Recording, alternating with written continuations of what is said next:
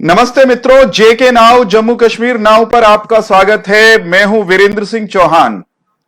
आज वीर शिरोमणि महाराणा प्रताप की जयंती है। महाराणा प्रताप एक ऐसा नाम है जिस नाम के जहन में आते ही, जुबान पर आते ही शिराओं में अनूठा सा करंट दौड़ने लगता है। महाराणा प्रताप वह शख्सियत जो स्वाभिमान का अद्भुत प्रतीक है, स्वराज के लिए संघर्ष का अद्भुत प्रतीक है। ऐसे महाराणा प्रताप की जयंती को हमने कुछ अलग अंदाज में मनाने का और महाराणा प्रताप जी को स्मरण करने का आज विचार किया। हमने तय किया कि हम लॉकडाउन में धुर मेवाड़ की धरती पर चलेंगे, हल्दी घाटी के अगल बगल जाएंगे, हम चित्तौड़ के पड़ोस में जाएंगे, हम बेगू जाएंगे। हम महाराणा प्रताप के वंशजों में से एक श्री अजय राज सिंह बेगू जी से बात करेंगे, जो उस गौरवशाली कुल परंपरा के, यूं कहिए कि रक्त के नाते भी उत्तराधिकारी हैं। राणा प्रताप का उत्तराधिकारी तो मैं भी बराबर का हूं साहब, अजय सिंह जी इस बात को स्वीकारें ना स्वीकारें, परंतु रक्त के नाते सीधी सीधी जिनका रिश्ता है, ऐसे अजय राज सिंह जी बेगू मेरे साथ मेवाड़ की मिट्टी से जुड़े हैं। सबसे पहले मैं उनका स्वागत करता हूं। अजय सिंह जी, स्वागत है आपका। नमस्कार सर, बहुत बहुत धन्यवाद। मुझे लेकिन मैं जैसे आपने कुछ बात होगी तभी आप हम उनको याद करते हैं जी। आपने किताबों की बात की, हम वहीं से बात करें। किताबें इतिहास याद कराती हैं, किताबें जो चीजें अतीत में हो गई उनको स्मरण कराने के दस्तावेज हैं। एक शिकायत आमतौर पर देश में राष्ट्रवादी लोगों की यह है कि महाराणा प्रताप हो, छत्रपति शिवाजी हो या उनकी परंपरा के दूसरे इस देश के योद्धा, उनके इतिहास को किताबों में ठीक ढंग से दर्ज नहीं किया गया। उनकी गौरवशाली परंपरा को, उनके व्यक्तित्व को जिस तरह से उभारा उकेरा जाना चाहिए था स्वतंत्र भारत में, स्वाधीन भारत में, ऐसा नहीं हुआ। अजय राज सिंह जी, उस कुल में पैदा होने के नाते, उस कुल परंपरा का एक हिस्सा होने के नाते आप भी ऐसा महसूस करते हैं क्या? देखिए साहब, ये इस तरह की बात है कि जब हिंदुस्तान स्वतंत्र अपनी डेमोक्रेसी आने लगे और एक रिपब्लिक बना इंडिया, तब उस समय के जो लीडर्स थे उन्होंने इस तरह का विचार किया कि एक ऐसा कॉम्बिनेशन किया जिसमें सोशलिस्ट विचार थे और एक तरफ आपके दो तरह के विचार का मिश्रण किया गया जी। कम्युनिज्म से भी प्रभावित हुए विचार। फिर जब एजुकेशन पॉलिसी हुई स्टार्ट, तो उसके अंदर भी ऐसे इतिहासकारों को इनकरेज किया गया जो कि एक ऐसी इमेज बनाए जो हमारे ग्रेट वॉरियर्स हुए, कि ऐसी हमारी बनमी, क्योंकि ये एक सेक्युलर कंट्री है, तो एक बनी रहे हमारे बीच में, हम सबके बीच में। लेकिन उस सब करने में समस्या ये उठती है कि जो हमें समझ में आती है वो उन बात, जो आपका प्रश्न है, वो न्याय नहीं हुआ। कई हिस्टोरियंस ने, और मैं पढ़ता हूँ, मुझे बड़ा दुख होता है, वो कहते हैं कि इट वाज इंग्लिश में, वो जो जिन्हें आज सोशल मीडिया में कहा जाता है बहुत सी चीजें लिखते हैं वो कि Maharana Pratap fighting war battle with Akbar was like a foolhardiness.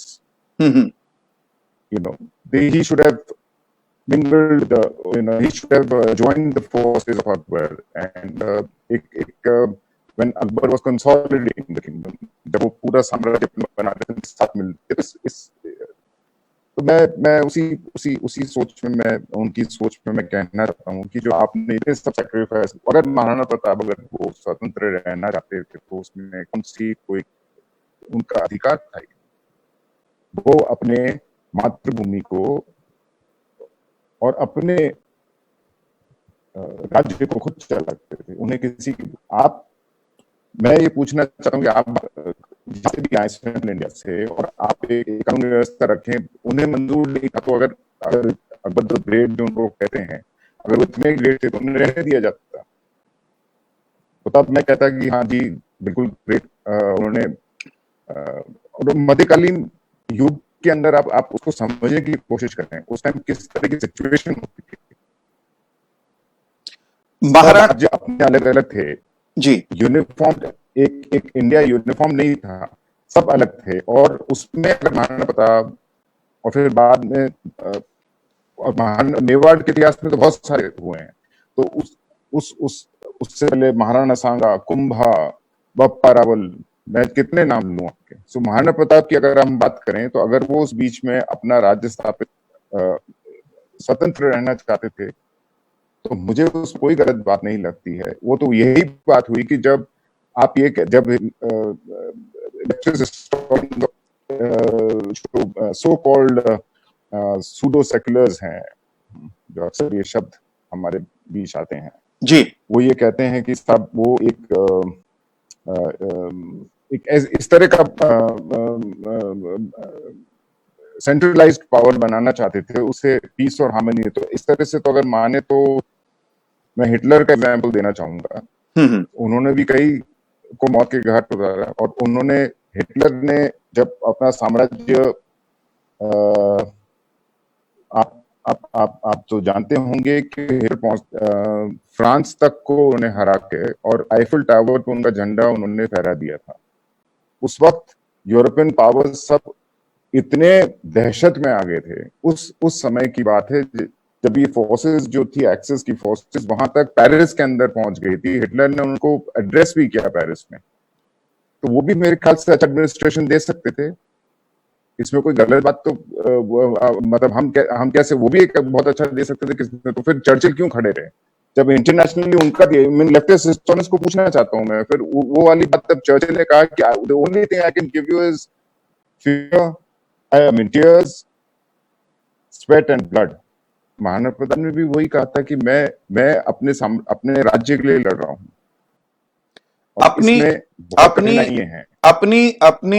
अपनी स्वतंत्रता के लिए, अपने स्वाभिमान के लिए लड़ना अड़ना ये सबका अधिकार है। और हम ये मानते हैं अजय राज सिंह जी कि महाराणा प्रताप भारत की स्वाधीनता की तमन्ना, इच्छा, संकल्प उसका प्रतीक हैं, उसके प्रतिनिधि हैं, उसके रिप्रेजेंटेटिव हैं, जो ये साबित करते हैं अपने संग्राम से, या मैं तो पूरे मेवाड़ को कहता हूं, जो ये निरंतर साबित करने के लिए संघर्षरत रहता है, सब तरह के संकटों को झेलता है कि हमको किसी भी कीमत पर विदेशी आक्रांताओं के सामने अपने ध्वजा को, अपने स्वाभिमान को, अपने मस्तक को झुकने नहीं देना है। तो मैं ये आपसे जानना चाहता हूं कि आप, हाँ बिल्कुल बिल्कुल, कि आप ये जो मेवाड़ का संग्राम है, महाराणा प्रताप से पूर्व का और महाराणा प्रताप के बाद का भी, इसके साथ जब आपका जो जुड़ाव है उस पर निगाह डालते हैं तो कैसा महसूस करते हैं, क्या महसूस करते हैं? सर्वप्रथम तो मैं बड़ा गौरवान्वित महसूस करता हूं कि मैं इस परिवार से जुड़ रहा हूं जी, और मेरे इस परिवार में जन्म लिया है हमने। जी जी। और ये केवल आज तो महाराणा प्रताप उन्हीं का जन्म दिवस की जो हम उन्हीं की बात करेंगे, पर उनसे पहले भी बहुत, बप्पा रावल की बात करूं तो जैसे कि एक बार बहुत मेवाड़ ने तो शुरुआत बहुत पहले ही कर दी थी। जब बप्पा रावल की बात होती है, जी जी, बप्पा रावल की जब बात होती है तो महाराणा प्रताप तक आते आते हम पहले बप्पा रावल को अगर स्मरण करते हैं तो किस बात के लिए याद करना चाहिए? जिन लोगों ने बप्पा रावल का नाम भी नहीं सुना, उनको क्या बताना चाहेंगे आप बहुत सरल अंदाज में? जी। जब जब जब इस्लाम स्थापित हुआ और जब उनके खलीफा हुए तो उन्होंने ये विचार किया कि हमें इस रिलीजन को ईस्ट की तरफ स्प्रेड करना चाहिए, जी, विस्तार करना चाहिए। तो जो खलीफा होते थे उनमें बगदाद उनकी मेन उनका जो सीट होती वहां से, जहाँ से उनके जनरल्स होते थे, जैसे मीर कासिम ने राजा दहीर को पराजित किया था बड़े घमासान युद्ध के बाद। इतना आसान नहीं था। और राजा दहीर सिंध के राजा थे, महाराज, और उनको पराजय किया और वो वापस चले गए वहीं से, सिंध से। दूसरी बार जब उनके सक्सेसर जो जनरल थे अल जुनैद, जब वो आए तो एक कॉन्फेडरेसी बनी थी उस समय में हिंदू राजाओं में। उसमें बप्पा रावल उसके लीडर थे। और एक क्योंकि एक सभी बराबर के राजा थे तो Bappa Rawal was leading and Al Junaid को पराजय करके ईरान इस्फहान तक चले गए थे। ये इतिहास में है, लेकिन इसको कभी भी बताया नहीं गया, कभी भी जो आपने कहा, प्रकाश नहीं डाला गया। जो आपने कहा मैं उसको दोहराना चाहता हूं अपने देखने वाले मित्रों के लिए कि चित्तौड़ की, मेवाड़ की जो दास्तान है भारत की रक्षा के लिए, देश की स्वाधीनता के संग्राम में अड़ने लड़ने की, वो महाराणा प्रताप से शुरू नहीं होती, ऐसा अजय राज सिंह जी का कहना है। और यह ऐतिहासिक तथ्य है। धुर हमको कई शताब्दी पहले बप्पा रावल तक जाना पड़ता है। बप्पा रावल उस समय के योद्धा हैं। मैं आपको इस जी समय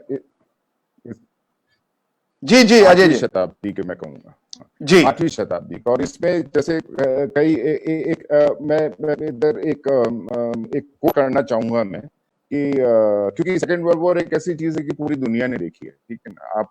आप कह सकते हैं महाराणा प्रताप के local warrior king of India, है ना, एक रीजन उसको वो दे। मैं तो एक एग्जांपल आपको दे रहा हूँ जो मेरे ख्याल से वर्ल्ड हिस्ट्री में सबने पढ़ी होगी। जब battle of Midway allied forces जीती थी इजिप्ट में, एक बहुत सारे, जैसे मैंने बताया, हिटलर पेरिस तक पहुंच चुके थे। तो जब हिटलर वहां तक पहुंच चुका था तो एलाइड फोर्सेस ने एक 1942 में एक जीता। तो उस पर चर्चिल ने पार्लियामेंट में कहा था, no this is not end, this is not the beginning of the end, but perhaps this is the end of the beginning. जी, इसका तात्पर्य ये है कि मेवाड़ ने ये शुरुआत 8वीं शताब्दी में कर दी थी। 1400 साल पुराना इतिहास है। आप हिंदुआ सूरज कोई सेल्फ स्टाइल टाइटल नहीं है। ये हिंदुआ सूरज टाइटल काशी के पंडितों ने दिया है कि I would say as far as Maharana Lakha और उनसे भी पहले महाराणा क्षेत्र सिंह जी उस समय से एक क्योंकि बाहर से बाबरी ट्राइब्स आती थी, लूट और प्लंडर करते थे और वापस चले जाते थे। काशी के पंडितों ने ये टाइटल इसलिए दिया क्योंकि गया और उस वक्त मेवाड़ के जो शासक महाराणा थे वो वहां जाकर उनकी रक्षा करते थे। गांव के गांव खाली हो जाते थे। ये सब चीज इतिहास में पॉइंट आउट नहीं करी गई है। जी, मैं ये चीजें वर्ड ऑफ माउथ पहले होता था, ये चीजें होती थी, तब उनकी रक्षा करने गया और उतनी दूर तक जाके और हिंदू धर्म को, और वहां पे कोई मेवाड़ ने राज्य स्थापित नहीं किया, मदद करके उनकी करके वापस वो अपने मेवाड़ आते थे। ये हमारे वंश, हमारे पूर्वजों का ये ट्रेडिशन रहा है कि जो दृढ़ राखे धर्म को तीही राखे, who steadfast in his beliefs and religion can wield the sword, like जो दृढ़ राखे धर्म को ही राखे कतार। और हमारे इधर मेरिटोक्रेसी को दिया। अगर हम, क्योंकि हम इतिहास की बात कर रहे हैं तो मैं इतिहास के बारे के विषय में ही बोल लूंगा। जी आप कुछ कह रहे थे। मैं ये कह रहा था कि जो आपने कहा मैं उसको बहुत ब्रीफ में इसलिए समराइज करना चाहता हूं कि आपका ऑडियो बीच बीच में थोड़ा सा बाधित हुआ था। हम महाराणा प्रताप को याद करते हुए, और आज क्योंकि वीर छत्रसाल बुंदेला की भी जयंती है, उनको भी स्मरण करते हुए, या अपने तमाम योद्धा पूर्वजों को स्मरण करते हुए, मित्रों इस बात को याद रखें कि मेवाड़ का, चित्तौड़ का संग्राम का इतिहास वो कहीं ना कहीं बहुत पहले 8वीं सदी में बप्पा रावल से शुरू होता है, जब इस्लाम के का झंडा उठा करके जबरन हिंदुस्तान को पद्दलित करने के लिए अरब के कारवां आ रहे थे। उस समय जो कॉन्फेडरेशन बनी उसमें बप्पा रावल की अहम भूमिका थी। वे आगे बढ़कर अड़ने लड़ने वालों में थे। एक बात तो अजय राज सिंह जी ने ये बड़ी महत्वपूर्ण कही है। एक और इंटरेस्टिंग बात निकल करके आई अजय सिंह जी आपकी बातचीत में से, देश फिर भी इस बात को जानता है, इसका जिक्र चलता है कि कश्मीर के पंडित परेशान थे मुगलों से, तो वो गुरु तेग बहादुर के पास आते हैं मदद के लिए। गुरु तेग बहादुर उनकी मदद करते हैं, बलिदान देते हैं, दिल्ली जाते हैं और उसी क्रम में आगे जाकर खालसा पंथ की स्थापना होती है।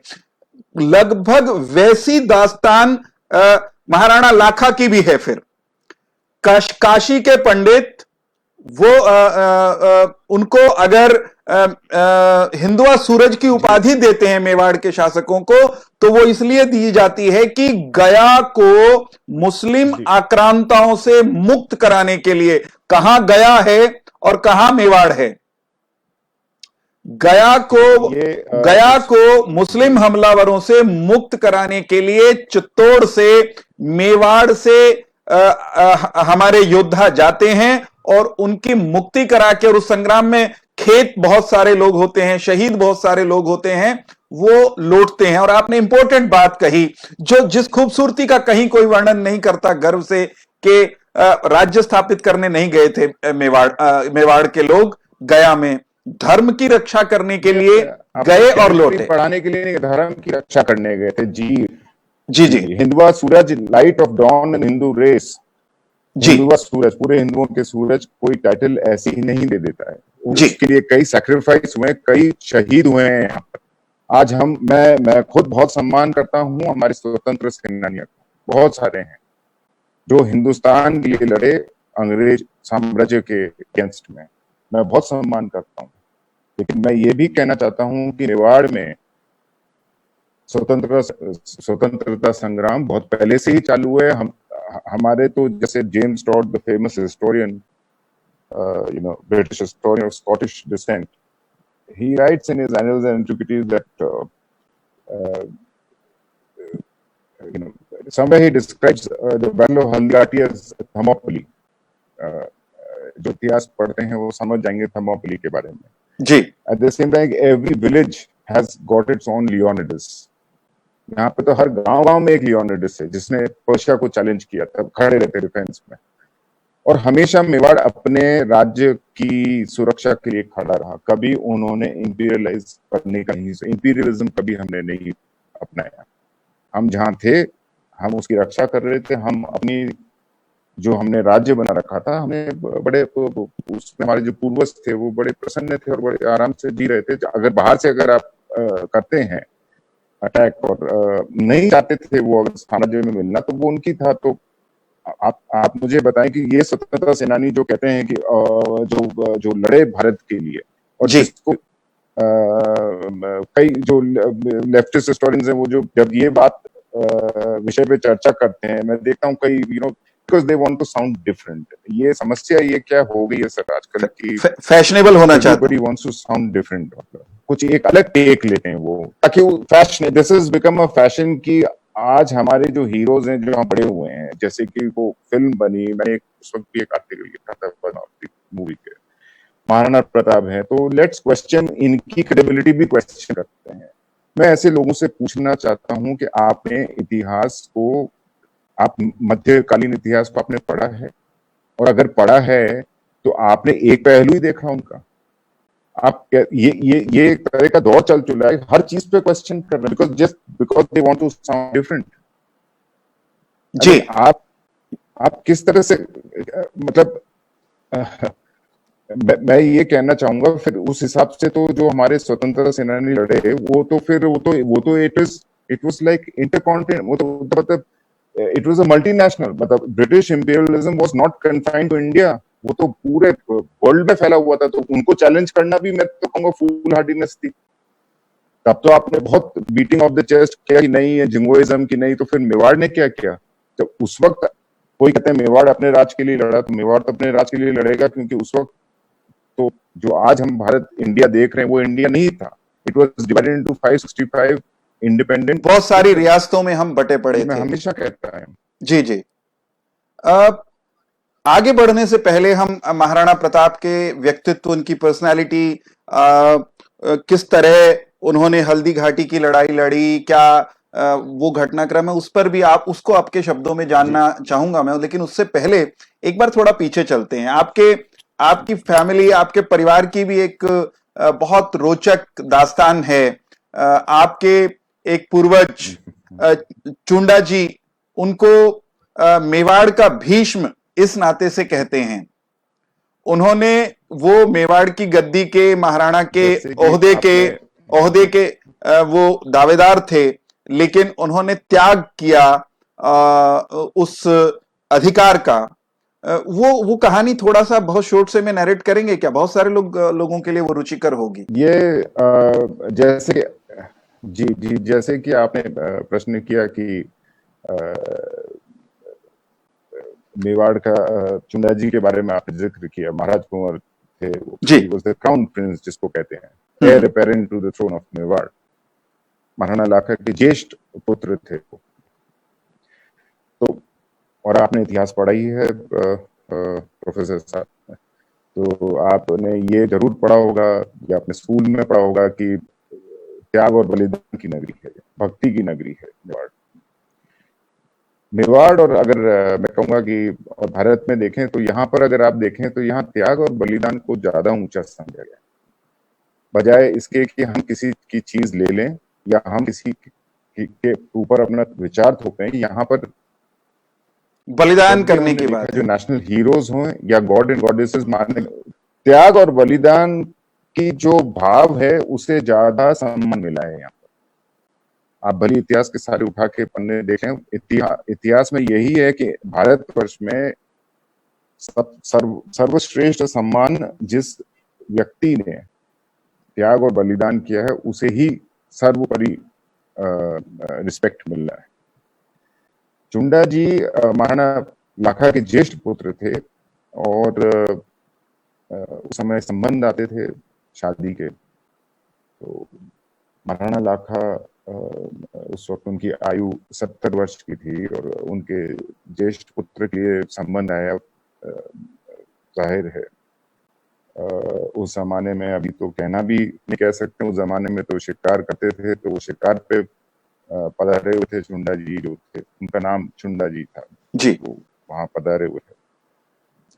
पीछे से जब मारवाड़ से ये संबंध आया, जोधपुर बाद में बसा, उससे पहले मंडोर था, रियासत होती थी। राव रिनमल जी ये संबंध अपनी बहन जी अपनी बहन के लिए लेके आए थे, हंसाबाई की। पर ये रिकॉर्डेड है, this is not some legend. Mandore की हंसाबाई का रिश्ता आया चुंडा जी के लिए। जी, जोधपुर बाद में बसा था, वही वंश ने जोधपुर फिर बसाया, राव जोधा जी ने। राव रिनमल जी ये संबंध लेके आए, तो उन्होंने उस टाइम नारियल पेश होता था, तो नारियल पेश किया। तो महाराणा लाखा मॉर्निंग कोर्ट था, सुबह दरबार लगा था, तो उन्होंने मजाक किया कि अब हम बुढ़ों के लिए कौन सा संबंध लेके आएगा, हम अब हमारी तो उम्र हो चुकी है। लेकिन मुझे याद आता है कि जब मैं अपनी उम्र, जब मैं जवान था, तो संबंध सब मेरे लिए आते थे, बिकॉज हिंदू रूलर्स हम लोग पॉलिगमी प्रैक्टिस करते थे, सेवरल वाइज, बिकॉज वो ज्यादा पॉलिटिकल अलायंस होते थे। हमारे लिए अब संबंध कौन लेके आएगा, हम तो बूढ़े हो चले जी। एक मजाक करा था उन्होंने, पर वो मजाक जो है वो, क्योंकि चुंडा जी तो शिकार से जब वापस आए, तो उनकी जो खास जो थे कोटरी थी जो उनकी, they informed him that this is what your father had to say. इस अलायंस के लिए उनको उनकी ये उन्होंने प्रकट किया अपनी इच्छा, मतलब मजाक किया उन्होंने इन लाइटर वेन। वो चुंडा जी को छू गई बात, और मेवाड़ में अपने फादर को सिर्फ दाजी राज कहते थे। तो अगर दाजी राज की इच्छा हो तो सबने बोला नहीं ये मजाक थी, मतलब इट वाज सेड, ये तो हंसी मजाक में कह दिया उन्होंने जी, इन गुड ह्यूमर, बट वो उनको हाँ हाँ, तो ये कह दिया है, तो इसमें आपको इतना अपने मन से लगाने की वो नहीं है, पर उन्होंने वो उस बात पे जिसे कहेंगे अडिग हो गए मेरे ख्याल से, मतलब वो उस बात पे अड़ गए, मतलब कि उन्होंने बोला नहीं अगर ऐसा है। अब उस जमाने प्रोफेसर साहब क्या होता था कि आज तो हम कोर्टशिप भी कर लेते हैं और फिर वी पार्ट अ वेज, उस जमाने में ऐसा नहीं होता था। अगर अलायंस आया है तो एक मारवाड़ और मंडोर की एक इज्जत का सवाल था इस संबंध में, तो मना भी नहीं कर सकते थे। उन्होंने बोला मैं तो शादी करूंगा नहीं, क्योंकि एक बार दाजी राज ने फरमा दिया है तो हम ये लिखा गया है इतिहास में, तभी जी। हम उसी पंच से उसी से निकले हैं। हम्म। तो अब एक सिचुएशन बन गई थी, तो राव रिडमल जी को जब ये कहा गया तो उन्होंने बोला, उन्होंने एक डिप्लोमेटिक प्लॉय इस्तेमाल किया, मतलब एक तरह से सिचुएशन को हैंडल करने की कोशिश की। उन्होंने बोला कि ठीक है अब ये संबंध वापस तो जा नहीं सकता, और मैं अपनी बहन को यहाँ की मां नहीं देखना चाहता हूँ, तो या तो आपके फादर शादी करें या फिर आप खुद करें। इस सोल्यूशन तो यही है। तो उन्होंने इस पे सोचा कि विचार किया, और उन्होंने बोला कि नहीं मैं तो नहीं करूंगा, वो तो अब क्योंकि दाजी राज ने ऐसा फरमाया तब वही विवाह तो वही होगा, ठीक करेगा जी। फाइनली जब कुछ नहीं हुआ, हाँ, तो उन्होंने एक और कंडीशन रखी राव रिडमल जी ने, मंडोर के शासक थे। उन्होंने ये कंडीशन रखी कि ठीक है अगर शादी तो करा देते हैं, अगर इनसे अगर पुत्र उत्पन्न हुआ तो वो महाराणा कहलाएंगे, वो बनेंगे, और आप अपना त्यागेंगे। भाई शादी तो आपके पिता से कर दूंगा। बोला ये जी, ये भी शर्त मंजूर। जब ये हुआ तो शादी हुई और पुत्र उत्पन्न हुआ महाराणा मोकल, और चुंडा जी ने जो प्रतिज्ञा ली थी उस पर अडिग रहे और बोला मैं मेवाड़ में रहकर मेवाड़ की रक्षा करूंगा, और बड़ा लड़का होके सीनियर फैमिली मतलब सीनियर थे वो, और मैं आपका उस टाइम एक होता था, एक टोकन रिस्पेक्ट होती थी कि मैं आपका नजराना करूंगा, एक it was a mark of it was a token respect paid to your superior. तो यहाँ तो वो सुपीरियर थे, बट उन्होंने इस तरह का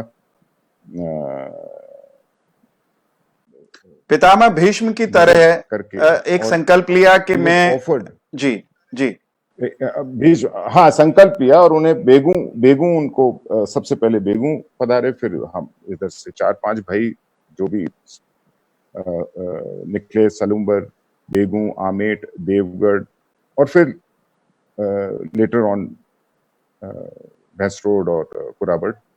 तो ये मुख्य चुंडावतों के जो चुंडावत, फिर एक आपको ताजुब होगा, जैसे मैं हमेशा कहता हूँ कि there are caste and sub caste in India, मतलब जी, it is not one uniformity नहीं है इंडिया में। यहाँ पे जातियां और फिर उपजातियां हैं, और फिर कास्ट एंड सब कास्ट। तो सिसोदिया तो हमारा मूल कुल है, मेन मुख्य वो हो गया, उसमें से चुंडा जी, और उसमें से फिर चुंडा जी चुंडावत हो गए। तो बेगू का इतिहास है, तो 1430 के करीब बेगू उनको मेवाड़ का पहला पार्टीशन एक समझ लें आप, और उन्हें बेगू ऑफर हुई। अब हुआ कि अब तो महाराणा क्योंकि उन्होंने खुद अपने इच्छा अनुसार अपना गद्दी को त्याग किया, उस राजस्थान को त्याग किया, तो उसके बाद वो उन्होंने यही एज ए रीजेंट वो रहे, और उन्होंने बोला कि मेवाड़ की रक्षा करना मेरा धर्म है, और आज से मेवाड़ की गद्दी से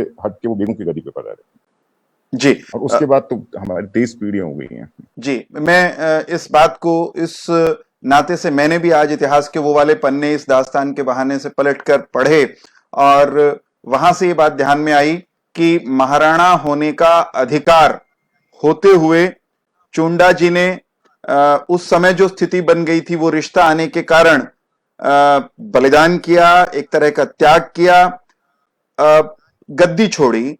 फिर गद्दी छोड़ते हुए अगर मन में मलाल हो तो फिर आदमी गुस्से में जाता है ना। मान लीजिए कोई परिस्थिति हो, छोड़नी पड़ भी गई हो मजबूरी में, नहीं, तो वहां मलाल नहीं था। उन्होंने मेवाड़ के राजवंश, राज परिवार, राजगद्दी की रक्षा के लिए आगे भी संघर्ष किया। बेगू जाने के बाद भी वो लौटते हैं वही आवश्यकता, कंधे से कंधा मिलाकर दुश्मनों से जब भी टकराना पड़ा वो टकराते हुए मेवाड़ की रक्षा करते हुए दिखाई देते हैं। महाराणा प्रताप पर लौटते हैं। महाराणा प्रताप के बारे में जी हम कुछ गीत कविताओं में सुनते हैं, उनकी गौरव गाथा के किस्से सुनते हैं। हालांकि इतिहास की किताबों में जो ऑफिशियली करिकुलम में पढ़ाई जाती हैं उतना वर्णन नहीं आता, और वर्णन उनके कंपैरिजन में किसी जालिम अकबर को महान कह करके ज्यादा पन्ने आप देख सकते होंगे कि वो भांडे हुए होते हैं इतिहास की किताबों में। आज भी वो चीजें दुरुस्त होने में समय लग रहा है। लेकिन महाराणा प्रताप की पर्सनैलिटी का आपके क्षेत्र में, वहां कुल परंपरा में आप लोगों के सामने जो चित्र खींचा जाता वो कैसा है? किस तरह की पर्सनालिटी, व्यक्तित्व महाराणा प्रताप थे? आप उनको कैसे डिस्क्राइब करेंगे? व्यक्तित्व तो देखिए, जो डिस्क्राइब मैं उनको, उनकी वीरता के बारे में बात करना तो मतलब इतना सब कुछ लिखा जा चुका है। सो आई विल बी उस लिखे जा उस लिखे जा चुके में से जो चीजें आपको यूं लगता है गुदगुदी करती हैं, वो मैं कहना चाहूंगा, first and foremost he was the champion of freedom. Maharana Pratap प्रेरणा स्रोत हैं, जहां से कहते हैं बंगाल में सबसे पहले, वेस्ट बंगाल के अंदर सबसे पहले इंडियन फ्रीडम मूवमेंट का वहां से इंस्पिरेशन मिली थी। और आपको ताजुब होगा कि रविंद्रनाथ टैगोर के जो नेफ्यू थे, भतीजे, मैं अभी उनका नाम, उन्होंने एक किताब लिखी थी राज कहीनी, और उसमें उन्होंने मेवाड़ के किस्से लिखे थे। तो बहुत सारे, जब मैं कभी विचार करता था, जब बंगालीज आते हैं चित्तौड़ में, and as you know, Bengalis average citizen is very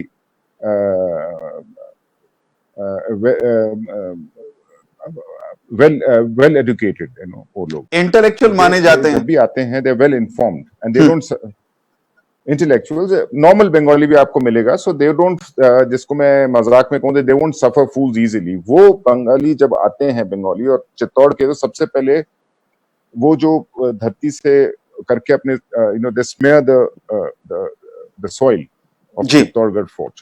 तो मैंने उनसे पूछा, बोला ये इसलिए क्योंकि अबिंद्रनाथ टैगोर जो थे, अबिंद्रनाथ टैगोर, उन्होंने ये राज कहीनी लिखी थी, और हम तो क्या, हमारे ग्रैंडफादर के टाइम से हम पढ़ रहे हैं ये सब। जी। मतलब हमारे ग्रैंडफादर पढ़े, उनके बाद फादर। हमारे ये हमारे घरों की एक की किताबें हैं। जिस तरह से हम गीता और रामायण या जो भी रखते होंगे, वो हमने बचपन से पढ़ी हैं, हमने ये कहानियां। तो उनको इंस्पिरेशन, तो जो बंगाल से इंडियन फ्रीडम स्ट्रगल का इंस्पिरेशन मिला, उनको मेवाड़ से मिला। पहली बात तो ये। तो महाराणा प्रताप, क्योंकि हम उनके विषय पे वापस आए हैं, बप्पा रावल और महाराणा सांगा और कुंभार, उनको सबको डिस्कस करके, तो मैं एक चुंडा जी को, तो मैं कहना चाहूंगा कि महाराणा प्रताप का जो मुझे लगता है सबसे बड़े व्यक्तित्व जो मेरे दिमाग में, he was a very good administrator. आज बहुत सारे जो इतिहासकार है वो कहते हैं कि if India had such great soldiers and ferocious fighters and such national heroes, then how come India में इतने सारे इन्वेजन्स हुए? उसका जवाब मैं ये कहता हूँ, because we allowed ourselves to be divided। उस समय में महाराणा प्रताप सब जाति के लोगों को साथ में लेके, आप सोचिए साहब, उस time there was no social media और देयर वाज नो कम्युनिकेशन। उस समय एक अपनी सोच को, डिसमिनेशन ऑफ इंफॉर्मेशन, उन्होंने किस तरह से पूरा सबको एकजुट करके, आप मेवाड़ का एम्बलम भी देखें तो एक तरफ एक राजपूत है, एक तरफ एक भील है, भील समाज से है, जो एक ट्राइबल्स है हमारे इधर। सबका सपोर्ट लेना, सबके साथ में रखना। आप उनका कम्युनिकेशन स्किल्स देखिए।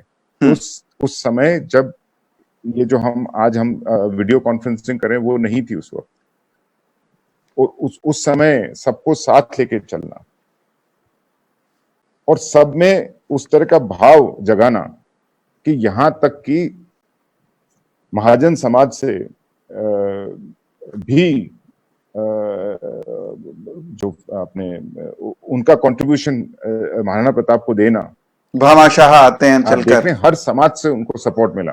भामाशाह जो उनकी मदद के लिए आते हैं, ट्राइबल्स हैं वो उनके मदद के लिए आते हैं। हल्दी घाटी में वो भी थे। भामाशाह ने एक सेना को रखने के लिए फाइनेंसेस तो चाहिए, भामाशाह ने अपने पूरे सब कुछ ही दे दिया, सब महाराणा प्रताप को अर्पित कर दिया, सब कुछ दे दिया। बोला जो मैंने कमाया पैसा वो मेवाड़ से कमाया, आप ही का है ये सब, और आज हमको गर्व है कि आप एक ऐसी लड़ाई लड़ रहे हैं। और एक और चीज महाराणा प्रताप से सीखने को मिलती है, वो है दृढ़ निश्चय और एकाग्रता। जी, you need focus to do this, it is not easy. आप किसी एक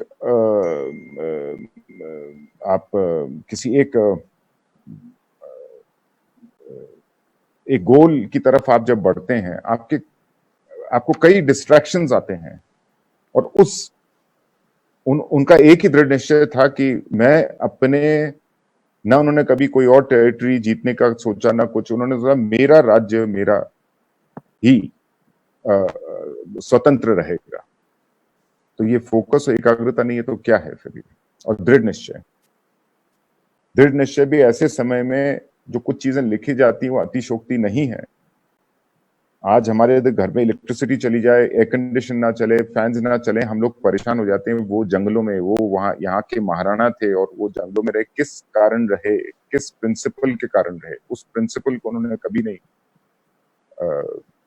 झुकने दिया। उनको झुकाने के लिए, महाराणा प्रताप को इस नजर से देखता हूँ, उनको झुकाने के लिए ऑफर्स किस किस तरह के उस दौर में आए होंगे? अभी आमतौर पर क्या होता है कि आदमी दो कारणों से झुकता है। एक, जी, कठिनाई से, संकट आ जाए, जीवन मुश्किल हो जाए तो सरेंडर करता है आदमी, मुसीबतों के सामने सरेंडर करता है। दूसरा, लोभ लालच के सामने झुकता है। तो उनके सामने किस किस तरह की कठिनाइयां थी, कुछ इलैबोरेट करना चाहेंगे क्या? उन कठिनाइयों और लोभ लालच को कौन कौन से लोभ लालच छोड़े? प्रलोभन, उनको तो कोई लालच था ही नहीं तो वो बहुत पहले वो ये लड़ाई लड़ते ही नहीं। जी, उनको कोई लालच तो दे नहीं सकता था। लेकिन क्या होता है साहब कि जब परिवार पे कोई आंच आती है, आपत्ति आती है, इमीडिएट फैमिली पे, तो अच्छे शूरवीर भी घबरा जाते हैं, पिघल जाते हैं। और आज की परिपेश में भी देखें तो लॉट ऑफ टाइम्स आप यू सी हमारे एवरीडे वॉक ऑफ लाइफ में कि अरे ये सब कुछ तो ठीक था, एकदम ये कैसे हुआ? मतलब, तो कई बार पारिवारिक समस्या के कारण आदमी झुकता है किसी के सामने। एक ऐसी समस्या महाराणा प्रताप के समय एक चैलेंज बन के आई थी। तब उनको, उनकी जो महारानी साहब थे, उनके समस्या आई, उनके बच्चे, क्या होता था साहब कि उस वक्त कोई ऐसे माइक्रोवेव ओवन्स या इलेक्ट्रिक और कुकिंग गैस वो तो होते नहीं थे साहब। अगर एक फौज है, मेवाड़ की टुकड़ी अगर जंगल से जंगल जा रही है, because he was hounded from all, there was the whole of India on one side, जिसको आज अपन इंडिया कहेंगे, और महाराणा एक अलग lone fighter. So he was hounded from jungles to from forest to forest. जब आप खाना बनाने करते हैं तो आपको उसके लिए आपको लकड़ियां जुटानी पड़ती हैं। तो जब वो करते थे तो जो मुगल सेना थी उनको पता चल जाता था कि यहाँ पर उस धुएं से और उससे, तो फिर वो जीरोइंग करते थे उनके ऊपर। तो इस तरह से जब वो जगह बदलते गए, कई बार तो मैंने पढ़ा है कि वो एक मेवाड़ में बहुत जिंक और उसके टिन के, मतलब बहुत सारे माइंस भी थी। तो एक बंद पड़ी जो माइंस थी उसमें भी रहे वो। माइंस आप जानते हैं नीचे जैसे खदान होती है, उसमें भी रहे वो अपने स्वाभिमान के लिए। मैं बार बार इस चीज को कह रहा हूं, सिर्फ केवल अपने स्वाभिमान के लिए, ये नहीं कि उनको कोई और अपना राज्य बढ़ाना था उसमें। तो वो जब ऐसी परिस्थिति में, एक बार तो एक दिन ऐसा हुआ कि टिमरू के फल कहते हैं जंगल में, वो खा के भी टाइम उन्होंने व्यतीत किया अपना समय। और एक समय आया जब जो उनके लड़के थे महाराणा अमर सिंह जी, जब वो उनकी आयु कम थी, तो उस समय भी एक there was shortage of food, and ऐसे हालात देख के, अपने परिवार को देख के, कि मैं तो दुखी हूं, लेकिन मैंने साथ में अपने मैं तो सहन कर लूंगा, लेकिन मेरे परिवार को ये सहन करना पड़ रहा है। तब उन्होंने सोचा था एक बार लिखने का। अकबर को उस समय महाराजा बीकानेर के जो महाराजा राय सिंह के छोटे भाई थे, महाराजा बार में कविता भी, he was में वो एक apart from that he was also a very good poet. अच्छा। अकबर ने उनको बोला कि मेरे पास तो चिट्ठी आई है कि जो आप इतना महाराणा प्रताप का बखान करते हैं, वो तो कॉम्प्रोमाइज करने को तैयार हैं। भेजा है मुझे चिट्ठी। तो उन्होंने ही सॉ द लेटर, तैयार हैं वो।